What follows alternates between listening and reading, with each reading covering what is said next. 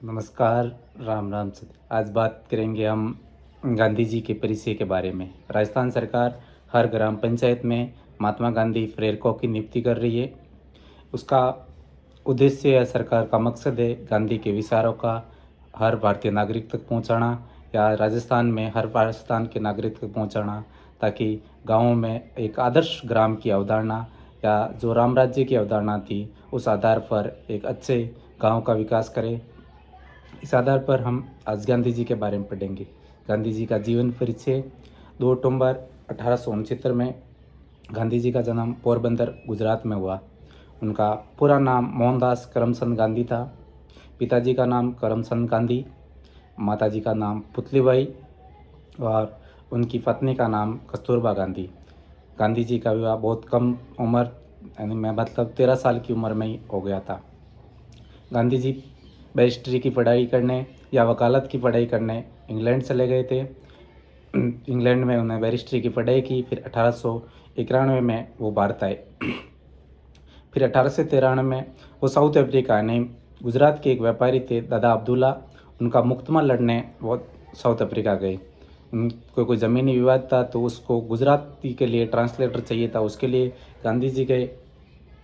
गांधी जी के जीवन की जो सत्याग्रह की या जो राजनीतिक आंदोलन की शुरुआत दक्षिण अफ्रीका में भी हो जाती है। वहाँ श्वेत अश्वेत या भारतीयों के साथ भेदभाव होता था, तो वहाँ भी बहुत सारे आंदोलन किए। वहाँ उन्होंने 2 आश्रम की स्थापना की, फिनिक्स सेटलमेंट और टॉलस्टॉय फोरम। गांधी जी का 2 मुख्य भजन है, वैष्णव जन तेन के ये पीड़ फराई जान रे। दूसरा है रघुपति राघव राजा राम। ये आजकल कांग्रेस का प्रसिद्ध भजन हो रखा है। हर सत्याग्रह में कांग्रेस इसको यूज़ करती है। गांधी जी के समाचार पत्र इंडियन ओपिनियन, यंग इंडिया और हरिजन।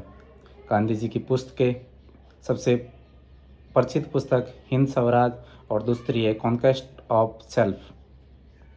गांधी जी का आत्मकथा माई एक्सपीरियंस विथ ट्रूथ यानी सत्य के साथ मेरे प्रयोग। गांधी जी के सिद्धांत सत्य, अहिंसा, सत्याग्रह, सर्वोदय, साधन साध्य और न्यायस्थारिता।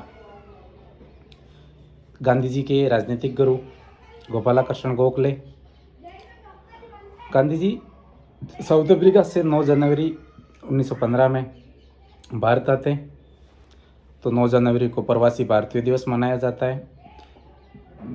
इसके बाद भारतीय राजनीति में या राष्ट्रीय आंदोलन में एक बहुत बड़े युग की शुरुआत होती है, यानी मतलब 1915 से 1947 तक का युग गांधी युग है, यानी गांधी एरा भी कह सकते हैं। गांधी जी की राष्ट्रीय आंदोलन में या भारतीय राजनीति में बहुत अच्छी भूमिका रही ने लोगों को राष्ट्रीय आंदोलन के लिए प्रेरित करना या लोगों को, सभी लोगों को एक सूत्र में बांधना बहुत बड़ी भूमिका रही। मई 1915 में वो साबरमती आश्रम की स्थापना करते हैं। 1916 में बीओसीयू का जो उद्घाटन समारोह होता है उसमें गांधी जी पहली बार भाग लेते हैं। यानी गांधी जी की भारत में ये पहली बार किसी जो प्रोग्राम में भाग ले रहे। फिर 1916 में कांग्रेस का लाहौर अधिवेशन होता है, उसमें गांधी जी ने पहली बार किसी सार्वजनिक मीटिंग में या राष्ट्रीय आंदोलन के किसी मीटिंग में पहली बार भाग लिया था।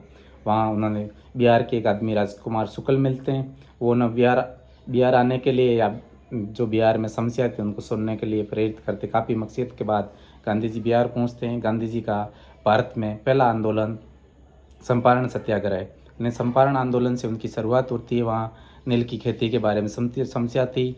वहाँ 3 कटिया प्रथा प्रचलित थी, यानी जैसे 20 हिस्से पर 3 हिस्से पर नील की खेती करना अनिवार्य था। उसमें गांधी जी को सफलता मिली, तो रविंद्रनाथ टैगोर ने उन्होंने महात्मा की उपाधि दी। उसके बाद मोहनदास करमचंद गांधी जी कहलाने लगे। उसके बाद उन्होंने खेड़ा का आंदोलन का नेतृत्व किया। उसके बाद अहमदाबाद मिल आंदोलन का नेतृत्व किया। इस प्रकार भारतीय राजनीति में घटना चल रही थी।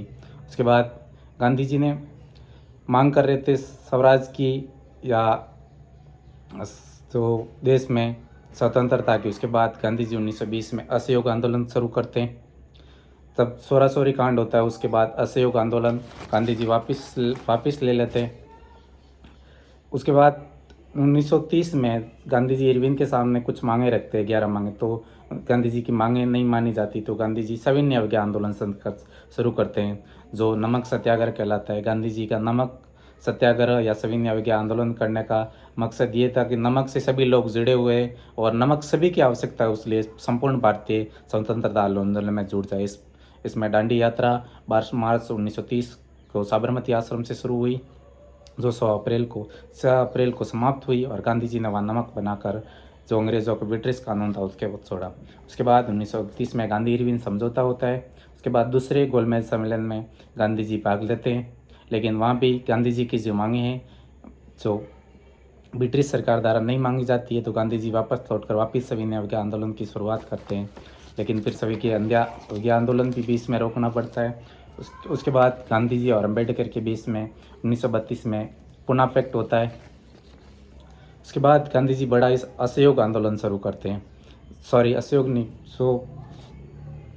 सबसे बड़ा आंदोलन भारत छोड़ो आंदोलन शुरू करते हैं 8 अगस्त 1942 में, जहाँ गांधी जी करो या मरो का भाषण देते हैं, जो खुद के विचारों के यानी जो अहिंसा के इतने बड़े समर्थक के उसके विचारों के विपरीत भी करो या मरो जैसा नारा देते हैं। उसके बाद वर्तमान जीवन में गांधी जी के विचारों की बहुत बड़ी प्रासंगिकता है। इन्हें सत्य, अहिंसा आजकल वर्तमान राजनीति के लिए या वर्तमान परिप्रेक्ष्य में अच्छी आवश्यक है। नहीं, हिंसा इतनी बढ़ चुकी है, अहिंसा के माध्यम से शांति स्थापित की जा सकती।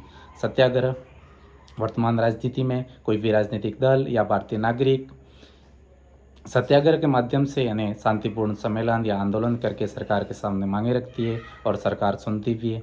उसके बाद सर्वोदय यानी सभी का सभी प्रकार से उदय, ये भी आज के परिप्रेक्ष्य में बहुत इम्पोर्टेंट है। भारतीय संविधान के अनुसार या भारतीय वर्तमान में सभी सरकारें लोक कल्याणकारी सिद्धांत के अनुसार कार्य करती है। सभी सरकार का या जो फंडामेंटल राइट है उनका सभी का उद्देश्य है जो पिछड़े से पिछड़े लोग हैं उनको सभी को मुख्य धारा में लाया जाए और उनको भी सभी अच्छी से अच्छी सुविधा दी जाए। ये आज के समय में यही है गांधी जी की प्रासंगिकता। उसके बाद राजस्थान में कांग्रेस सरकार ने गांधी जी से प्रेरित होकर शांति व अहिंसा निदेशालय की स्थापना की है। उसमें ऐसा करने वाला राजस्थान पहला सरकार। उसके बारे में बहुत सारी गांधी जी पर योजना भी है। उसके सबसे बड़ी Mahatma Gandhi English medium school चला रही कांग्रेस सरकार। इस प्रकार 30 जनवरी 1948 में नाथूराम गोडसे द्वारा गोली मारकर गांधी जी की हत्या कर दी जाती है।